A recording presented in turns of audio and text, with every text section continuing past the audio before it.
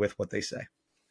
It's funny, too. I was thinking about this as I was watching all the snaps of Olu against the Seahawks. And as horrendous as things can feel around the Jets quite often, it is remarkable when you do I'm trying to put myself in the shoes of a GM candidate, right? Because there are going to be a lot of good GM candidates that won't want to come to the Jets. That's just how it's going to be. But if you put yourself in neutral shoes, where you don't know any of like the problems and drama that have gone on, it's all down to football, which the Jets need to find. I do that rant twice every year. Like, it's never enough about football with the Jets. It's just turns into everything else, and that goes the hypocrisy, like just the Rodgers contradicting himself. Like, we got to find the leaks in the building. Well, then he is out in front of a microphone every single week, and now the Netflix doc and the 11 men on the field comment after the game last week, and all of that. It's amazing, though, when you just look at the Jets, and maybe I'm getting ahead of myself, but I believe in my evaluation and why I'm comfortable saying this. I think they have a franchise left tackle, right? You do the checklist of what makes a roster. I think they have a franchise left tackle. I think they have a number one wide receiver.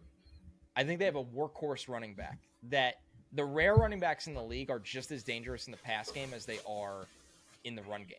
And I think Brees falls into that bracket, right?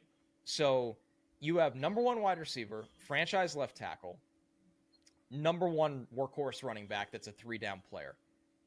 You have, in theory, and he had a hell of a bounce back game, a number one corner in Sauce Gardner who had the clamps on DK Metcalf. Mm-hmm. And honestly, if Sauce doesn't come out of that game with the hamstring tweak, Jets might win, because unfortunately Quantez was put in a bad spot, got called in the DPI, the Jets couldn't get off the field. You have number one corner.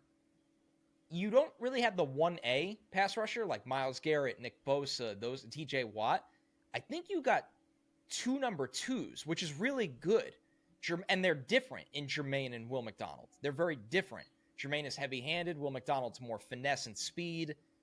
If you have two number twos and you have a top 7 defensive tackle in Quinnen Williams, you have an all-pro linebacker in Quincy. Isn't it crazy when you go through the process? And I'm not saying the Jets are a playoff team next year. I'm not saying that.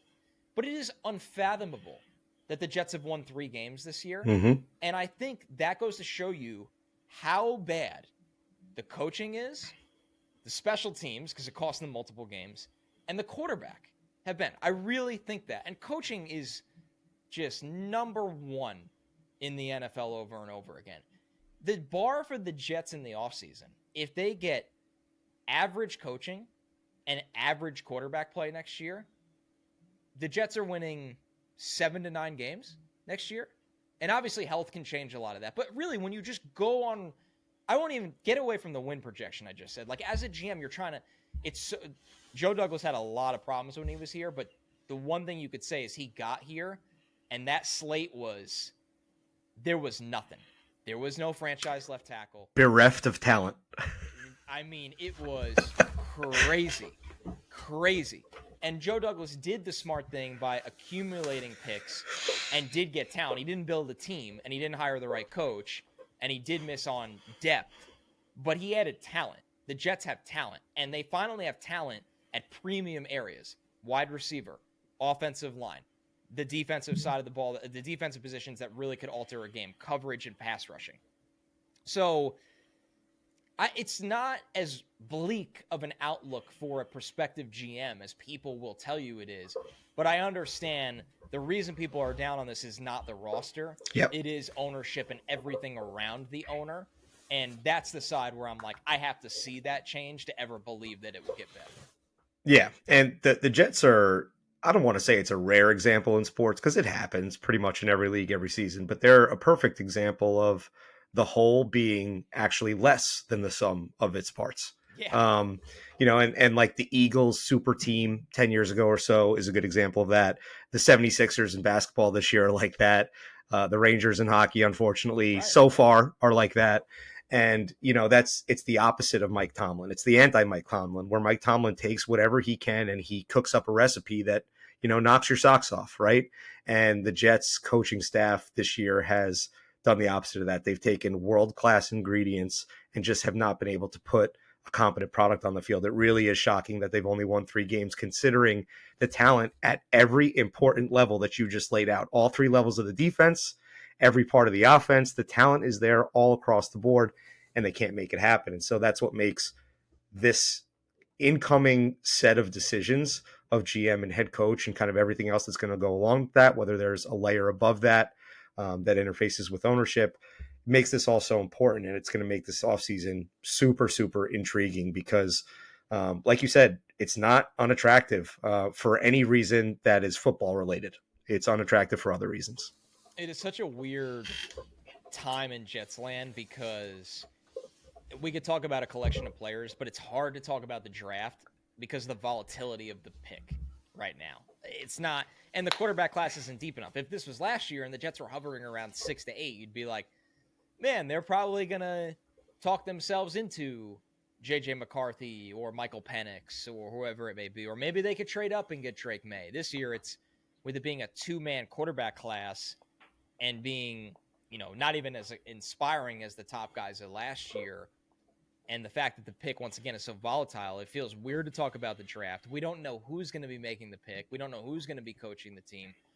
What are you watching with this team down the stretch right now? Like, what honestly matters to you, or what, this is a real sicko thing to say, but what gets you actually excited when you watch this team right now?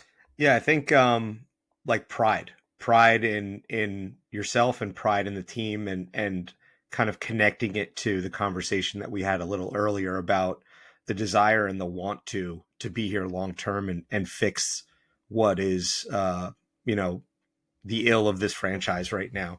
And so it's tough to say exactly what that looks like, but I think it looks like the players deciding that regardless of kind of the tornado that's swirling around them, that they're going to put their best foot forward, not point fingers, and start to try to fix some of the issues now.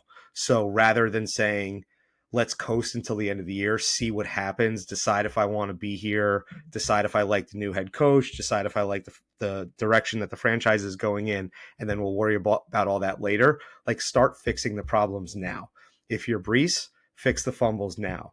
If you're Garrett, fix some of the issues that you're having now. If you're Sauce, fix some of those issues now. Stop pointing fingers. Make sure that those plays don't happen. Figure out a way to get an interception. Do something along those lines. If you're Quincy, make a big play and, don't miss out on a fumble because you're celebrating. Like, start cleaning up all those little things now and dialing them in the right way to display to not only the fans, but the organization that you want to be here long term and you're part of the solution, and that it doesn't matter who the quarterback or the coach or the GM is. Like, I am part of this and I want to be part of the good direction moving forward. Yeah, I'm with you all the way. I've been focusing in on the younger guys that are going to be here no matter what. It's a weird week because it's Miami and this game should feel more important than it feels because Miami the stakes should always be raised. But I mean, it's just unbelievable that the Jets have lost 8 in a row at Miami right now. To put that in perspective, I was looking at this today. The last time the Jets won at Miami, I believe, was 2015. They won 27-14. And it's so funny how we look back at that season because we always think of, Fitzpatrick and B. Marsh, justifiably so with B. Marsh. But the last time they won at Miami was 2015. That was actually technically a London game. Yeah, no, it's 2014. It's 2014. And then at the Geno game? Yep. That's the Geno, perfect passer rating game. Yep. Yeah, because the London game doesn't count because it's not at Miami, even though Miami was the road team. It's literally the Geno game, which was, talk about everybody playing for nothing. This rivalry, it felt like the Jets, it didn't feel like it did. The Jets did control it from 98, to 2008. I mean, from 98 to 2008, Miami only beat them 4 times. 4. And they play twice a year.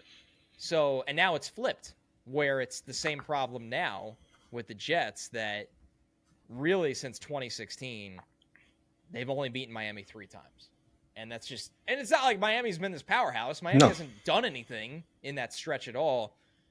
It's one of the rare weeks, because I often do find myself like, man, I'd like a better pick. If you beat Miami, you're like, it's Miami. Like, it's the same feeling as New England sometimes, but it's, I don't know. It's borderline embarrassing, honestly. Just their track record down there. Yeah, it is. I went to I believe it was 2019.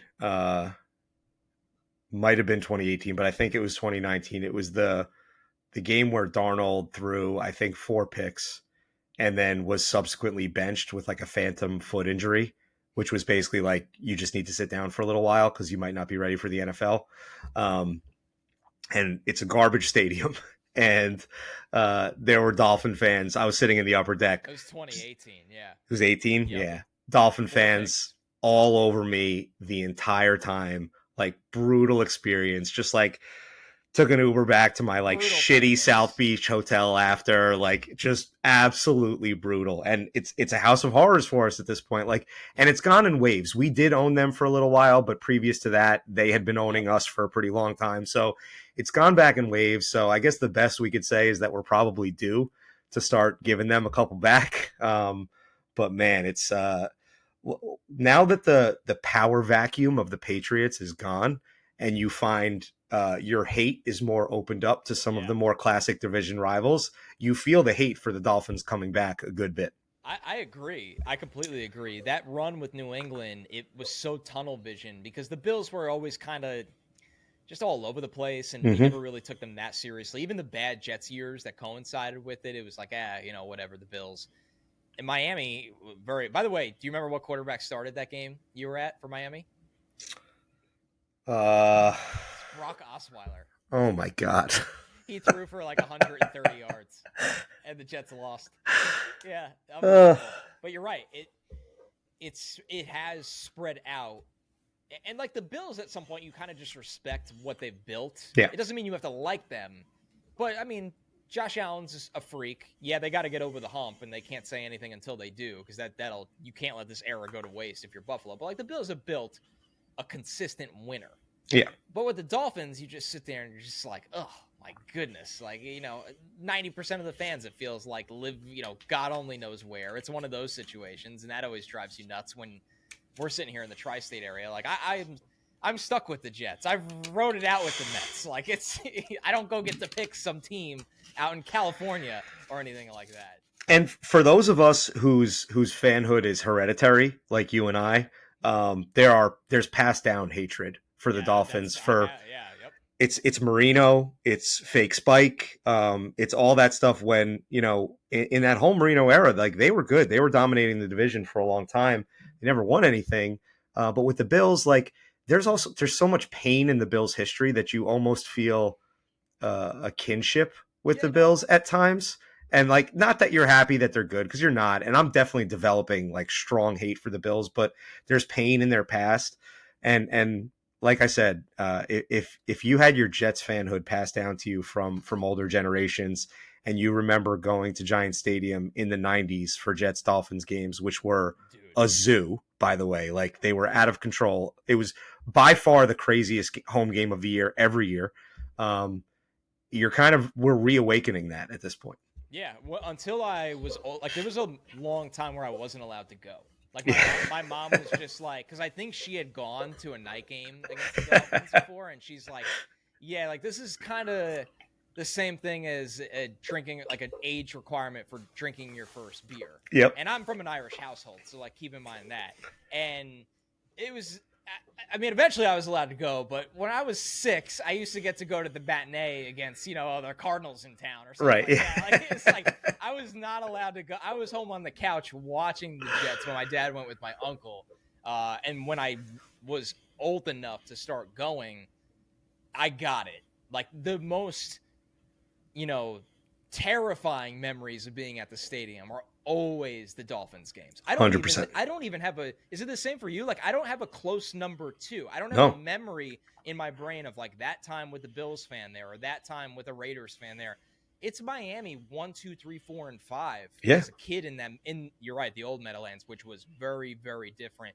I remember leaving the stadium and you'd be stepping over brawls, like literally stepping over bodies to get out of the stadium back then. So, and I think you're right. I think that hits different. I'm sure there's some younger Jet fans listening to this that can't believe that because all they've known is Tom Brady and Bill Belichick torturing their lives. But there was a time where it was Miami. All right, dude, that was a lot of fun. You got any closing thoughts for me? We've been going for 42 minutes somehow. No, that was good. Thanks for inviting me on. A lot to cover today, and I'm sure, like you said, it's tough to project kind of the rest of the season and the draft at this point, but it'll be fun to continue these conversations as the picture gets clearer.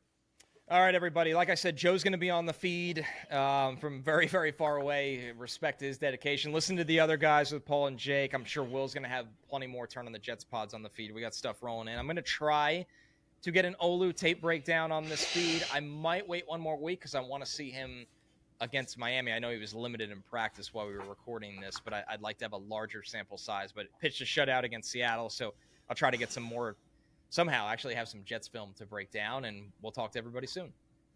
Thanks.